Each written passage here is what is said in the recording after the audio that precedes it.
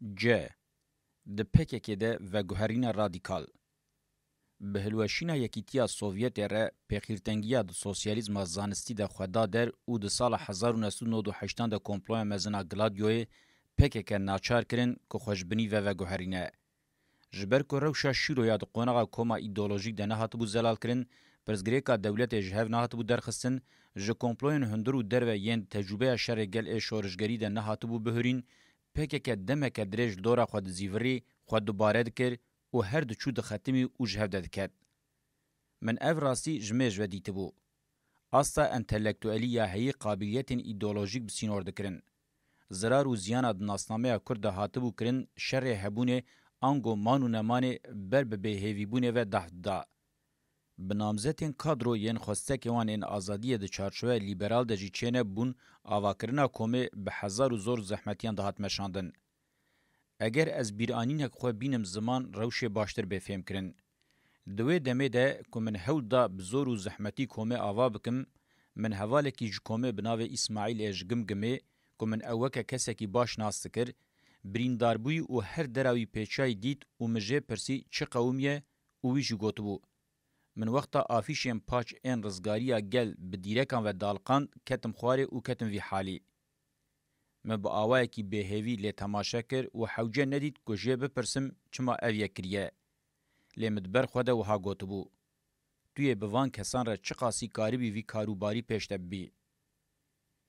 Hêmanên weke vî, tevgerên bi vî rengî ne bi tenê di nava komên çepgir de, di nava komên faşîst û dînî de jî nîşan dan. Lê dema mirov ji wan re bigota ji bo azadî û nasnameya xwe tê bikoşin, yekser ji naverastê winda dibûn. Xwenenasiyê bi xurtî xwe berda bû hinavê karaktera Kurd. Jiyê herî bindest, ketkar, heta biyê komprador, axa û serek eşîrê wê hemû bi vî awayî bûn. Bi awayekî bingehîn vî zemînê çandiyê maddî û bênirxî an jî bêparmayîna ji nirxên xwe yên çandiyên hema bêje tineb bûn, pêşketina komê tengav dikir. Dema ku me navê PKK li xwe kir û hêjayî xwe dît, ya rastî di mecala dawî de me li ser navê namûsrizgarkirinê gavek davêt. Eger bi ser neketa jî wê di dîrokê de weke mîraseke baş bimana. Pêvajoya hîcretê ya ber bi rojhilata navîn ve hem şans didame ku em bibin rêxistin, hem jî rê didame ku em karibin pêra şerekî gel ê bi rêk û pêk meşînin.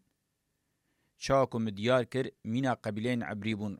Musa ew bi zor û zehmetî dimeşandin, dikir û nedikir ji îbadetkirina ji golika zêrîn re qut nedibûn, ango ji wê jiyana tê de xerîb ketibûn û bibûn heyranê wê bi ti awayî qut nedibûn.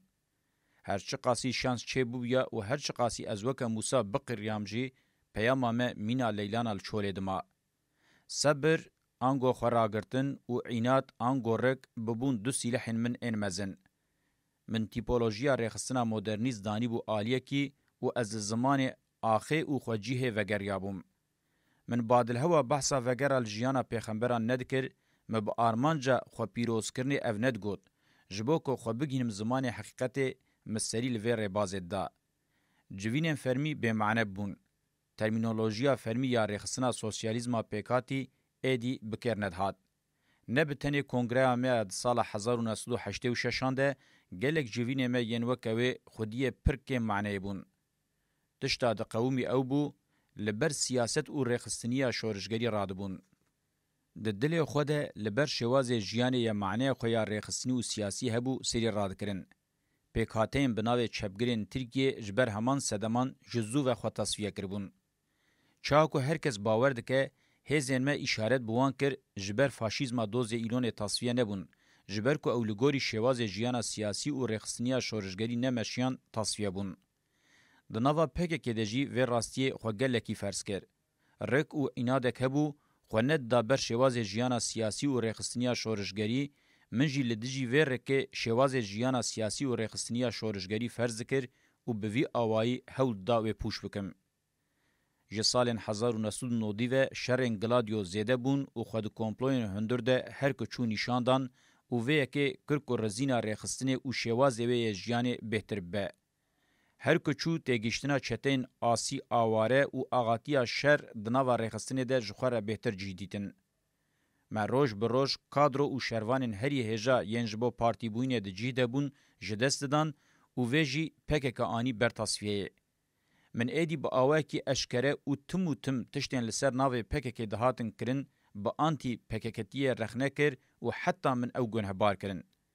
تاوی که از به تواهی تاولی کنگره 1986 نبوم جی دیسا دما از رومای بوم من جو کنگره 1998 را پیامک شاند و متیده گوت اگر وسا دوام بکه از اج پکک استفا بکم و به وی گوتنه مدخست وان راستیان بینم زمان.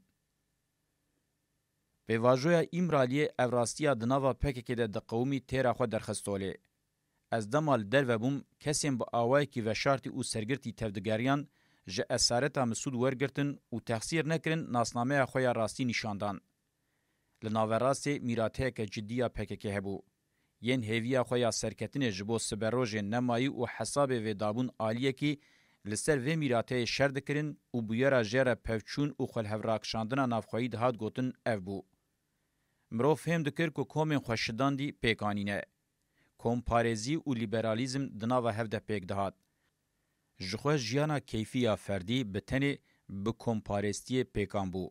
جبو ویجی بناو تکوشینا ناوا پارتیه حرس و خوستکین خو حتی داوی دانین هوله و دویده تخصیر نکرن. ده انجام ده پککه به تواهی و بلز بر به تصفیه ودچو. کمپارزیا تصفیه کر از هیل در و بوم پیش لینت هات گرتن روشانو جبو حسابرسینا داوی وکا فرسندک بدست ناکه ودید. دوی دمیده وکا پیدویه که کمپلوی یکیتیا اوروپای خو آماده دکر گو پککه بخلیستیا رخستنین تروریست. جبو وی بریاری بده دمک دریجما جبر که هنک ولاتین اوروپای به وی رازی ندبون. خویای که اسارتا من هیوی آوان ولاتان جی شکاندیه. هر وها هودانیم به پیلان این دولتین یک بوین امریکای و انگلیستان جی هبون. پر بخورتی پشتگیریا ترکیه دکرن. یک جه سدمین هری گرینگ ایوه پشتگیری او بو دویا بو پکه وکر رخصتنا تروریست بهاتا اعلان کرن. زختا لسر یکیتیا اوروپای زیده کرن و ده انجام سوزندان ویده پکه وکر رخصتنا تروریست هات اعلان کرن. مدستی خصفه گرد و مکادک اعلان کر. مجبو پیکانینا کنگرا گل بانک کر.